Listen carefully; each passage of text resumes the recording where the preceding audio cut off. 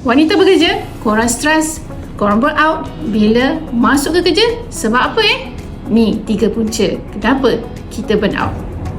Yang pertama, kita burn out sebab kita campurkan urusan kerja kita dengan keluarga kita, yang menyebabkan kita akan membawa emosi rumah kita ke dalam kerja kita dan kerja kita ke rumah kita. So stop doing that.